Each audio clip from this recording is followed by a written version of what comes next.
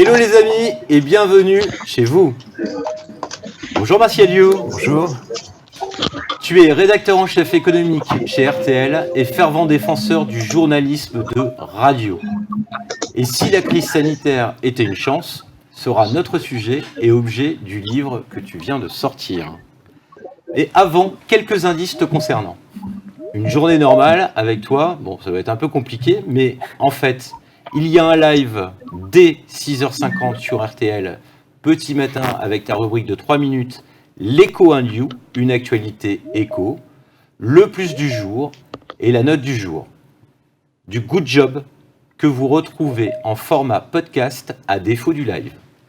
On enchaîne avec le JT de 19h45 sur M6 et enfin, on prépare, entre autres, ton intervention macro dans l'historique émission économique grand public Capital.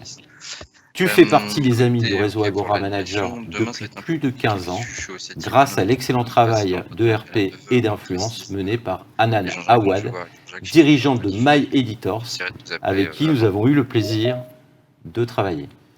En parlant de travailler, préparer ton interview n'est pas chose facile. Pour la partie Intuitu Personae, tellement les infos te concernant sont rarissimes. Aussi, je démarre avec un plan large, très très large. You, ton nom de famille vient de Yon, une rivière en Vendée qui traverse la Roche-sur-Yon. Et Yon serait le nom d'un confesseur de la foi venu dans la seconde moitié du IIIe siècle. Confesseur, journaliste, à méditer, Martial You. Tu es né à 130 km de cette rivière, dans la ville d'Angers, le 18 mai 1973. Ta divine se prénomme Cécile, elle est professeure des écoles et elle t'accompagne depuis la fac. La tribu You est au complet avec vos 3 fils, Léonard, Anatole et Joseph. J'ai toujours plaisir à observer si une terre de naissance est porteuse de personnalité et pour le coup c'est surprenant. Caroline Tresca est née le 21 juillet 1959 à Angers. Mannequin, comédienne, animatrice, productrice, qui maintenant se consacre pleinement à sa vie d'artiste très réussie. Nous avons aussi Valérie Trierweiler, qui est née à Angers le 16 février 1965, journaliste, animatrice, compagne un temps donné d'un président. Et enfin, Nathalie Renoux, qui est née le 3 mai 1971 à Angers, soit 2 ans et 15 jours avant toi. Oui. Elle est journaliste et animatrice chez M6 depuis 2006 et toi depuis 2014. Ça, c'est complètement dingo. Une petite dernière pour le fun et sans commentaire. Je cite également Fernande Grudet. C'est vrai. Oui. Et donc Fernande Grudet, dite Madame Claude, née le 6 juillet 1923 à Angers.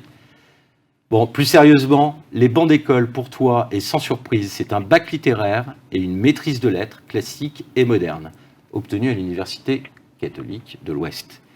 Tu es également diplômé de la Sorbonne. Dès l'âge de 7-8 ans, tu sais que ta voie, c'est le journalisme. Mais le dessin t'attire également et tu concours au Festival d'Angoulême, catégorie collège. En parallèle de tes études, tu démarres en radio et presse locale à 17 ans. Pour cette période, on peut retenir ton surnom de Théo le Lézard. Oui. À 24 ans, tu obtiens un CDI sur la radio Oxygène que tu quittes suite au rachat par Énergie pour rejoindre à Alençon une radio locale. Et là, un des patrons de Radio France t'écoute depuis sa maison dans le Perche. Et bien sûr, il te propose de participer à la radio locale qui se trouve à Cherbourg. Et pour cette période, tu retiens l'animation de jeux à l'antenne qui t'apporte et te vaut cette proximité que tu as avec le public. En 2000, tu collabores à la création d'une radio pure web, Diora.com, qui fournit du contenu pour les sites portails de l'époque comme Lycos, Yahoo et autres. S'ensuit BFM, où tu participes à une belle expérience de reprise par les salariés, mais Alain Veil, le fin stratège, remporte la mise. Les échos t'appellent avec des mentors comme Nicolas Bétou, François Langlais et Eric Israelovitch, qui te façonne avec bienveillance et te donne les clés du journalisme d'actualité économique. S'ensuit Gérard Bellé d'Europe 1. Il te repère et sait qu'il peut utiliser ta polyvalence façon couteau suisse. Dans un contexte de baronnie de spécialistes, ce sera ta rampe de lancement jusqu'au poste de chef du service économique d'Europe 1. 2014, RTL, la première radio de France, cherche à bâtir une légitimité sur l'information économique. C'est ton ami Marc-Olivier Fogiel qui te présente au nouveau patron de la rédac, Jean-Philippe Bayle, et te voilà en route pour une nouvelle aventure. Est-ce que tout te semble à peu près correct ? Absolument, absolument. Et je salue Jérôme Bellet, qui a été celui qui m'a repéré à Europe 1, effectivement, et qui m'a relancé dans la radio à proprement parler. Alors, je pense qu'il manque encore quelques personnalités. Oh, il y en a quelques-unes, oui. Il y a toujours, c'est un parcours comme ça, c'est jalonné, effectivement, de personnalités qui sont là et qui repèrent le potentiel. C'est comme un... Moi, je dis toujours, j'ai enchaîné les centres de formation. Je ne suis pas Mbappé, mais en revanche, j'ai fait beaucoup de centres de formation. Alors, on a à peu près 20 minutes devant nous, et si la crise sanitaire était une chance, qu'est-ce qui t'a donné cette idée Parce que tu avais le temps Le temps, je ne sais pas, mais l'envie, oui, certainement. C'est-à-dire qu'il y a eu 2 déclics. Ça s'est passé en fait à l'été dernier, lorsque j'étais en vacances, donc on va dire que j'avais un peu de temps pour le coup. Et je me suis dit, au moment où frémissait un peu la reprise, où les gens pouvaient retrouver un semblant de vie normale, je me suis dit, il va y avoir forcément un moment où la reprise sera là. Et elle va se décomposer très vraisemblablement en 2 temps, parce qu'on sort d'un phénomène absolument incroyable qui est le confinement qu'on n'avait jamais connu de mémoire d'homme vivant, quoi. Et donc, je me suis dit, il va y avoir une première reprise à un moment donné. Je pensais que ça pouvait être d'ici la fin, comme beaucoup de gens d'ici la fin de l'année 2020. On a été rattrapé par le virus ensuite. Et je me disais, de toute façon, il y aura une deuxième reprise derrière. C'est-à-dire que ce sera forcément une reprise en 2 temps, il va falloir expliquer ça aux gens. C'est-à-dire, dans un premier temps, ce qu'on est en train de vivre là, cette espèce d'euphorie absolue, où on se dit, ça y est, ça redémarre, on enlève le masque dehors, on retourne dans les cafés, et les restaurants et au cinéma. Ça, c'est une économie de la pénurie, quoi. C'est la libération après le confinement. Ça va sans doute durer un temps, un peu une bulle.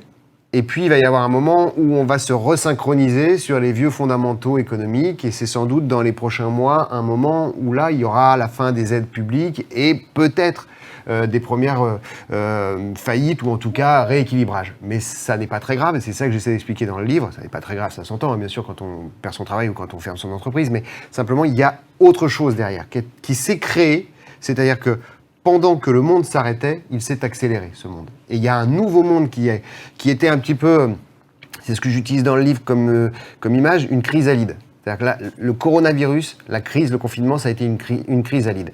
Et toutes les choses technologiques qui existaient avant, évidemment Internet, évidemment l'intelligence artificielle. Et là, on est carrément rentré dans l'usage ça a germé, et maintenant, c'est prêt à éclore. Et c'est ça la nouvelle véritable révolution qui nous attend. Et c'est là qu'il y a véritablement un rebond durable qui nous emmène sur les prochaines années. Et moi, je regardais pendant l'été, il y a 1 an, mes enfants, donc, dont on a parlé tout à l'heure, mes 3 ados, et je me disais, ce monde dans lequel ils vont entrer, il faut qu'ils se fassent une place dans ce monde-là. Et c'est un peu pour eux que j'ai écrit le livre. Je me suis dit, bon, soit on a un discours très sombre, en disant, voilà, on est en pleine crise et on ne s'en sortira jamais, on va vers le déclin éternel. Il y en a qui défendent cette idée-là. Moi, je me suis dit, ça n'est pas possible, il y a une telle volonté farouche de vivre chez les gens que forcément, cette crise va donner naissance à quelque chose, à un monde nouveau, monde dans lequel nos jeunes ados, là, sont en train d'entrer et vont devoir trouver leur place. Alors, ce monde nouveau, ce monde nouveau, tu l'as vécu au fur et à mesure d'un point de vue audiovisuel. Donc, dans l'entreprise et dans le groupe, vous avez fait comment ? C'était quoi les premiers pas ? C'était quoi Parce qu'on a toujours tendance à dire que les médias sont protégés de tout. Oui, enfin ça a été une réflexion. En fait, c'est intéressant parce que il y a eu 2 écoles. Il y a eu l'école Europe 1 au même moment que nous, hein, qui a totalement délocalisé son antenne au domicile des personnalités de l'antenne, des personnes qui étaient présentes et que les gens connaissaient. Ils ont fait tout depuis chez eux.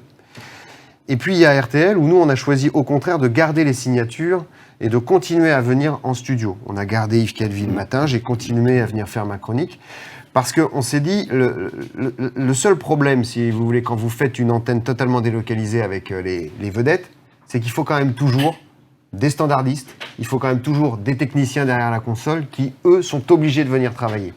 Et on était dans cette idée qu'on applaudissait les soignants à ce moment-là, on se réjouissait qu'il y ait des caissières dans les supermarchés. On s'est dit, il faut que l'humain soit valorisé pendant cette période. Et donc, nous, on a fait le choix de mettre une sorte de communauté du Covid, de gens qui venaient quand même travailler pour être en contact avec nos auditeurs qui restaient chez eux. Donc d'un point de vue technique, donc, d'un point de vue service, voilà, rien n'a changé. Les services, le personnel, les reporters, une partie du personnel administratif restait chez eux, mais les personnalités d'antenne, elles venaient quand même et étaient en studio. accompagnées sur les aspects techniques par la régie. Bien sûr, avec un protocole, avec une régie évidemment moins importante et avec un protocole sanitaire très important, c'est-à-dire on a tous encore d'ailleurs aujourd'hui le masque à l'antenne, on a été très rigoureux là-dessus, mais je trouve que c'était important que, y compris les gens qui sont un peu dans la vitrine, soient là aussi, main dans la main avec ceux qu'on ne voit jamais, dont on ne parle jamais, mais qui, eux, de toute façon,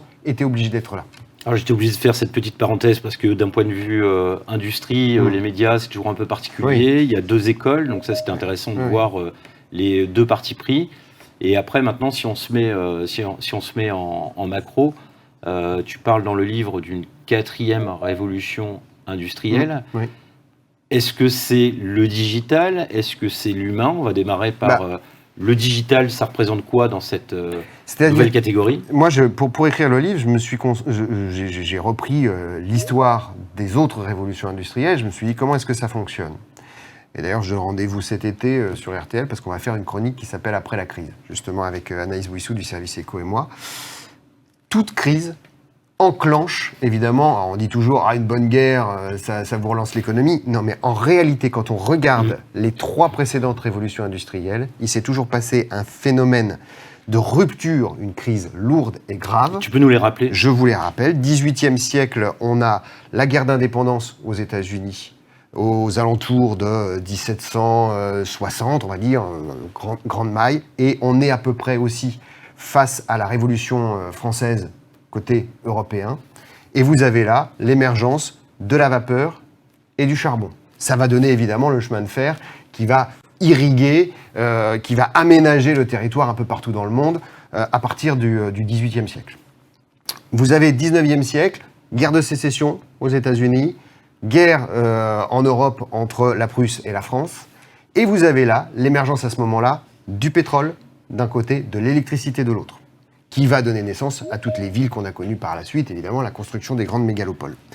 20e siècle, vous avez toujours moi je pense la vraie première crise de la mondialisation qui est 1929, mais vous avez aussi évidemment le krach pétrolier, et là, à peu près au même moment, vous avez l'informatique qui apparaît et le nucléaire. Ce que je veux dire par là, c'est que vous avez toujours, pour une révolution industrielle, 2 pieds qui sont des technologies dormantes jusqu'à la crise et qui s'imposent derrière. Pour moi, à la sortie de cette crise, on a effectivement le numérique, mais pas au sens Internet qu'on a à peu près maîtrisé aujourd'hui, au sens de l'intelligence artificielle et de la physique quantique. C'est-à-dire que là, on a à peu près l'ensemble de cette technologie-là qui était aboutie, mais qui avait besoin d'un accélérateur qu'est la crise pour pouvoir se développer. Alors, il y a un facteur qui est étonnant et que tu relèves à nouveau dans le livre, c'est les investisseurs, la réaction des investisseurs par rapport à ces crises. Alors, ça, c'est effectivement un des éléments clés. Donc, on a un changement de paradigme, on a plutôt une accélération sur les nouvelles tendances. C'est-à-dire qu'il y a une prise en compte de l'urgence climatique qui s'est, je dirais, imposé à nous par ce virus. Le virus n'est pas une conséquence directe du réchauffement climatique, si vous voulez aller par là, mais simplement, on s'est dit, on est fragile. On s'aperçoit de la finitude et de la fragilité de l'ensemble du monde. C'est jamais arrivé dans l'histoire du monde moderne que tous les pays se mettent volontairement en récession pour protéger leur population d'une maladie grave. Donc là, on s'est senti fragile, et donc, dans l'investissement, dans le discours des entreprises et des fonds d'investissement, vous avez l'idée que jusqu'à maintenant, il fallait être rentable et éventuellement, on pouvait être durable, un peu comme la danseuse du PDG. On allait faire une politique environnementale une fois qu'on avait gagné de l'argent.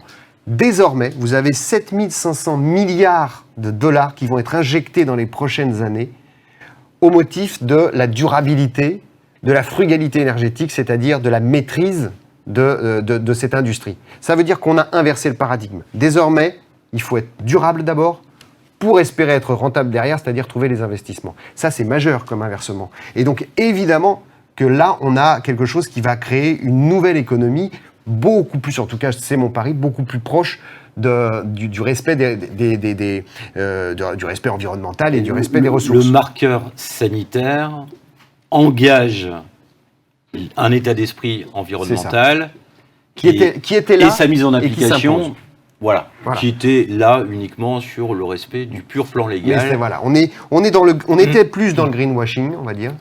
On arrive dans le green acting, véritablement.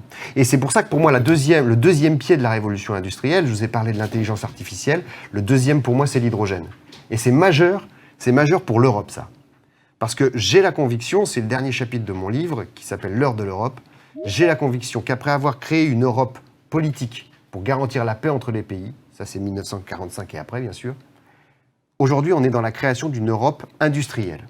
Quand on a l'Allemagne et la France, main dans la main, qui vont mettre 17 milliards d'investissements pour développer la technologie hydrogène, vous associez le fait qu'on recherche une énergie qui soit verte, puisque c'est ça l'objectif final, et vous avez aussi une convergence qui est en train de se mettre en place, un peu comme on a eu Airbus à un moment donné, entre les deux principales économies, et donc un moteur qui s'enclenche pour créer de la richesse et de l'industrie à l'échelle européenne. Et ça, c'est évidemment très porteur d'espoir pour les années qui viennent. Et en même temps, on peut parler de toute la transformation digitale et l'usage. C'est-à-dire que pour certains d'entre nous, les visios étaient plutôt rarissimes. Bien sûr.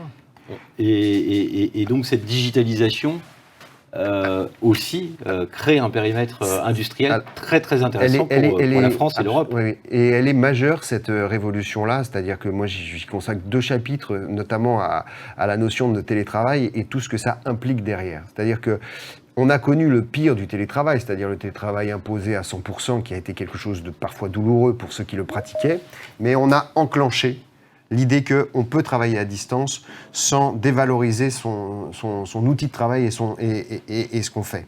Et là, je pense qu'on est au tout début de la mutation.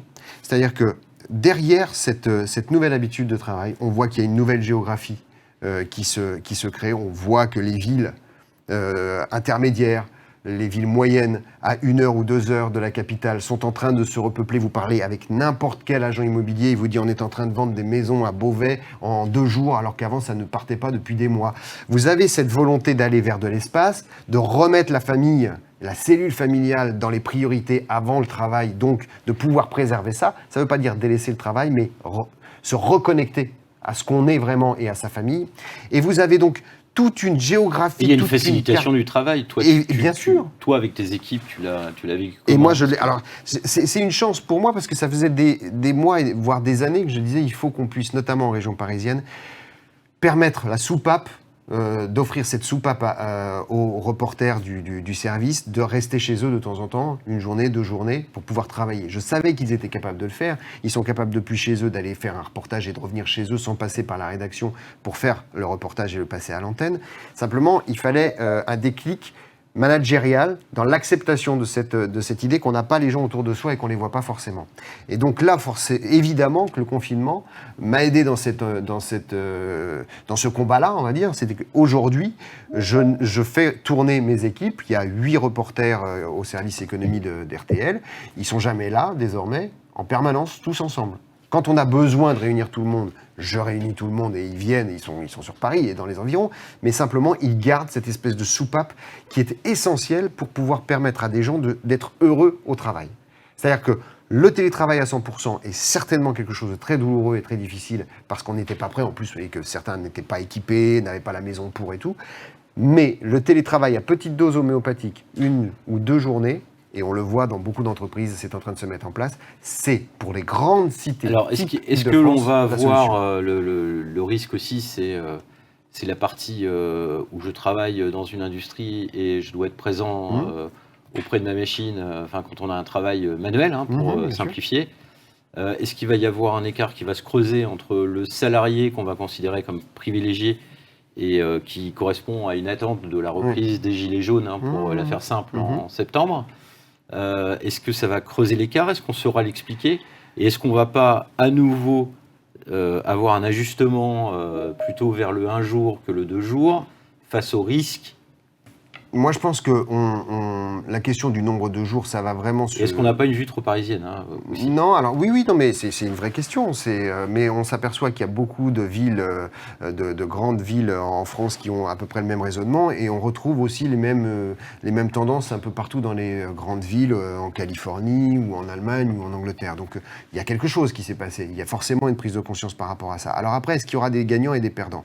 Moi, j'essaie de ne pas mettre des lunettes roses dans le livre. C'est-à-dire que tous les rapports de l'OCDE et de la plupart des instituts économiques nous disent dans les mois qui viennent, parce que c'est un instant schumpeterien, c'est-à-dire on fait de la création et de la destruction en même temps. Il y a une inertie avec une destruction de... Alors la projection, c'est 115 millions. 115 millions et 55 en création, c'est ça? On est du simple au double. Donc il y aura 115 millions d'emplois qui vont être détruits, il y en aura 55 créés. Donc on sait bien que là-dedans, donc, il y a un delta de perdants. Et non négligeable. Je parle à l'échelle planétaire, quand on parle de ces millions-là, bien sûr. Ça, c'est toujours le phénomène d'inertie de la rupture. Il faut recréer derrière des métiers. Et c'est pour ça que je pense qu'on est plus proche. J'ai lu beaucoup de camarades journalistes économiques qui parlaient des années folles à la façon dont on est dans les années 20 comme au XXe siècle. Moi, je ne crois pas. Je crois qu'on est plutôt dans les années 30 du XIXe siècle. C'est-à-dire, les années 30, c'est celle des canuts lyonnais. C'est-à-dire un moment de rupture. Les canuts cassent les métiers à tisser qui sont en train de briser leur travail. Il y aura de ça. C'est évident qu'il va y avoir des métiers détruits. Ce que je pense, c'est qu'il faut maintenant expliquer, y compris d'ailleurs au top management des entreprises, que les victimes ne doivent pas forcément être comme avant les cols bleus. Moi, je crois beaucoup que justement la classe ouvrière, si on veut parler en vieux langage économique, est beaucoup plus mobile et beaucoup plus apte à capter le digital, je parle des métiers cyber. Et à recréer une richesse. Et à recréer, et des postes, et on est sur une révolution industrielle, et pas une révolution de services. Et la bonne nouvelle, c'est que dans l'industrie, on paie mieux les ouvriers. On confond justement cette révolution, cette quatrième révolution qu'on appelle dans certains cas digitale, oui. Et toi volontairement tu l'appelles quatrième révolution industrielle. Parce que lorsqu'on parle de la 5G, il y en a beaucoup qui imaginent que c'est formidable. Je pense évidemment au maire de Grenoble qui dit que ce sera pour regarder des films porno dans un ascenseur. Alors non. Stéphane Richard te fait une très belle préface. Et je le remercie officiellement. Non, mais c'est vrai. Lui, il parle d'un livre médicament. Je crois que c'est un peu ça. C'est-à-dire que l'idée de dire le progrès va amener des nouveaux métiers. Il est évident, si je reprends les canuts lyonnais, que l'industrie textile s'est énormément développée, même si au départ, elle a détruit des emplois. On est au moment... le premier chapitre s'appelle La Cité Gutenberg. On est entre les moines copistes et Gutenberg, en réalité. Donc il y a une partie de copistes qui essaient de résister, mais on sait très bien qu'on ne pourra pas aller contre. On ne peut pas aller contre Gutenberg, on ne peut pas aller contre le digital, le numérique et tout ce qu'il y a derrière, l'Internet. Et on le voit bien, les commerces se sont adaptés. C'est pour ça que je dis qu'il y a une accélération qui s'est passée, qui s'est produite. C'est parce que vous avez, dans les créations de e-commerce de l'année dernière, ce sont les chiffres de la FEVAD, vous avez pratiquement 15 000 nouveaux sites de e-commerce qui se sont montés. Et c'était quoi ces sites de e-commerce? C'était des petites boutiques, des entreprises qui se sont digitalisées pour pouvoir répondre à la demande. Ouvrir de nouveaux services. Et créer des nouveaux des métiers. Rendez-vous, y compris sur le plan local. Bien sûr. Et créer une nouvelle attente. C'est-à-dire que c'est impressionnant de voir, par exemple, sur les relais colis, les chiffres qui ont été publiés l'année dernière. Vous avez plus 30 ou plus 40% sur ce genre d'activité. C'est quoi? Qu'est-ce que ça veut dire, ça? Ça veut dire que le commerçant a compris qu'il avait besoin d'un relais de croissance au travers des colis qui sont la traduction concrète du e-commerce. C'est un visiteur. Et c'est un visiteur. Exactement. Et l'habitant de ville se dit, je continue à cliquer pour avoir accès au e-commerce et faire mes achats, mais je vais retirer dans la boutique du coin et donc permettre quand même à ce commerce de proximité de continuer à exister. Donc, vous voyez, on peut avoir, c'est pas une vision idéalisée, on peut avoir le meilleur des deux mondes quand on conjugue le numérique avec le commerce ou l'activité industrielle historique et réelle. Le monde réel peut se marier avec le digital sans que ça crée forcément un avenir sombre ou chaotique. Donc, on a eu un déclic très fort aussi sur l'industrie pure, donc réindustrialisation, Ouais. encore un vieux sujet de l'époque de l'avant-crise qui faisait pchit à chaque fois qu'on en parlait, puisqu'on n'était pas vraiment conscient de notre interdépendance, des conséquences sur l'environnement que ça pouvait apporter de transporter et d'être interdépendant d'industriels répartis dans le monde entier. On ne va pas attaquer en particulier ou la Chine comme d'habitude ou d'autres continents, l'Inde pour ne pas les citer. Donc, de ton point de vue, comment ça réagit tout ça ? L'erreur peut-être de communication du gouvernement a été de parler de réindustrialisation, de relocalisation. Il est évident que recréer des entreprises ou des usines de paracétamol en Europe, ça n'a aucun sens économique. En revanche, créer des clusters. Quand je parlais de l'hydrogène tout à l'heure, vous avez à Belfort, qui est pour moi un des symboles de la désindustrialisation de ces 20 ou 30 dernières années entre General Electric et Alstom. Il reste la Alstom. micromécanique de précision. Quoi. Certes, mais les gros bastions industriels sont morts dans cette région-là. Sauf qu'il y a quelques semaines, on a appris que c'est là qu'on allait implanter la prochaine usine de production d'hydrogène. Et elle va faire travailler 500 personnes, issues précisément du savoir-faire local qui est toujours là, issu des anciens salariés d'Alstom ou de General Electric. 500 personnes, il y aura aussi des Allemands, il y aura aussi des Italiens qui profiteront de cette usine-là. Elle est à Belfort.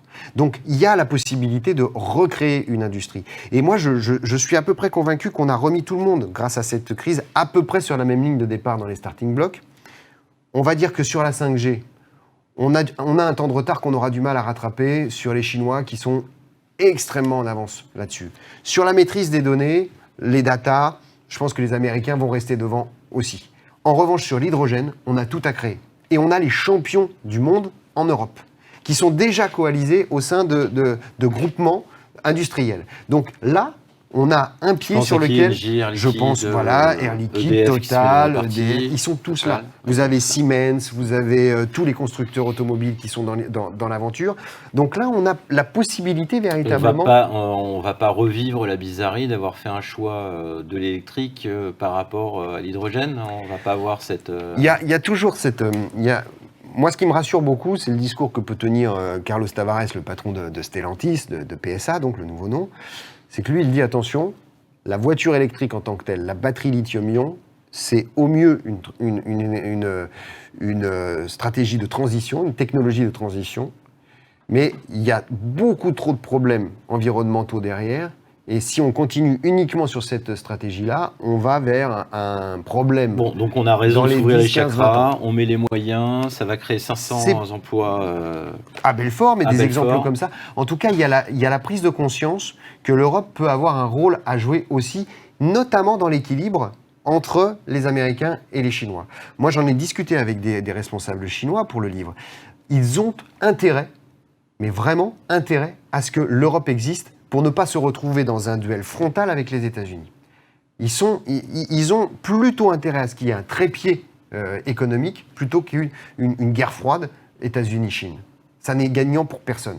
Or, l'Europe a cette chance incroyable, cette opportunité pour les États-Unis comme pour la Chine, c'est que c'est là qu'on a le plus d'habitants ayant un pouvoir d'achat suffisamment élevé pour pouvoir acheter leurs produits. Un dernier point que tu abordes également, c'est ce pouvoir de création et le nombre de licornes qui a été plus que démultiplié. On a un multiplicateur de... On était avant crise autour de 3, 4, voire 6, et on va être d'ici 2025 à 25. Ouais, voilà. Ouais, c'est donc ça. c'est évidemment que ça s'est accéléré, mais je pense qu'au-delà de la licorne, qui est un peu l'arbre devant la forêt, ce que je trouve encore plus intéressant, quand on discute avec les investisseurs, avec les fonds, c'est qu'il y a la prise de conscience, notamment en France, d'un réseau d'ETI qu'il faut valoriser.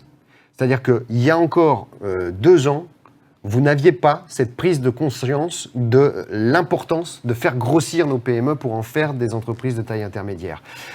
On avait une espèce de plafond de verre. Oui, avec toujours ce modèle allemand. Voilà, on était dans le complexe des Allemands. Ils sont très loin. Et là, je pense qu'on avance. Je pense très franchement que là, il y a la prise de conscience et on est porté par des liquidités, par de l'argent qui est évidemment assez pléthorique en ce moment.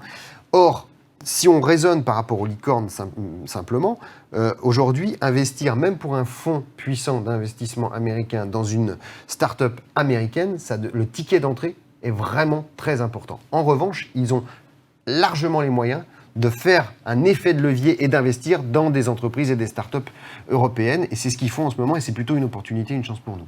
Martial, on va se retrouver. Je rappelle que tu es chef économique d'RTL. Absolument. Qu'on peut te retrouver le matin de bonne heure, en live ou en différé avec les podcasts. Oui.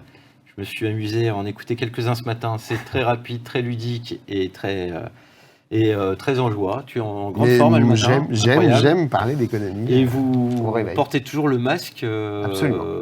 Parce que j'ai vu qu'à 6h là ce matin, c'était encore avec le Oui, masque. on est toujours masqué. Oui. Bon, en tous les cas, la bonne nouvelle pour l'été, c'est que vous allez tous recevoir ce livre fabuleux, très accessible et surtout très positif. Tu as d'ailleurs été au passage critiqué pour un titre positif. Oui, ça m'a carrément étonné, mais bon. C'est politiquement incorrect d'être positif. C'est politiquement incorrect, et puis il paraît qu'on vend moins quand le titre est positif que quand le titre est négatif. Mais bon, en tous les cas, les ventes sont plutôt bonnes. Oui. On se retrouve un peu plus tard. Martial, merci, vous restez avec nous et on revient ensemble pour vos questions après les rooms.